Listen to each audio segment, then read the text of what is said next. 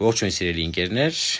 արդեն 6-րդ օրն է, ինչ Հայաստանի Հանրապետության վարչապետի աթոռը Զավթաց Նիկոլ Փաշինյանը բառես բուն իմաստով տերորի է ենթարկում Մայր աթոռը ամենայն հայոց կաթողիկոսին եւ եպիսկոպոսներին։ Այս առիթով հիշեցի Խորեն Մուրադբեկյան կաթողիկոսին, ով մահացավ 1938 թվականին եւ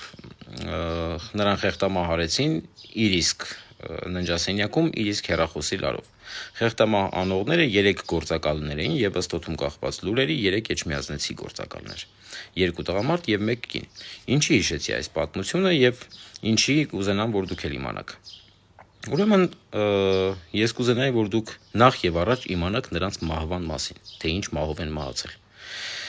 Կաթողիկոսի դեմ ոտնձգություններ անողներից մեկը կենթանության օրոք բառես բուն իմաստով փդել է եւ նրա միջից սկսել են դուրս գալ ворթեր։ Նա մահացել է այդպես։ Մյուսը այնքան է նիհարել, որ քայլելու ժամանակ ոտքերը կոտրվել են, ոսկորները կոտրվել են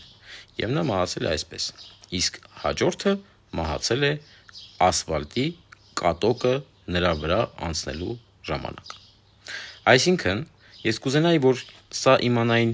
եւ եկեղեցու եւ կաթողիկոսի եւ եպիսկոպոսների դեմ ոտնձգություններ անողները եւ ընդհանրապես հոգեվորականների դեմ ոտնձգություններ անողները եւ այն մարդիկ, ովքեր երբևէ մտքներով կանցկացնեն հոգեվորականների եւ եկեղեցու դեմ ոտնձգություններ անել։ Աստված պահապան, խելքի եկեք, լավ չի լինելու։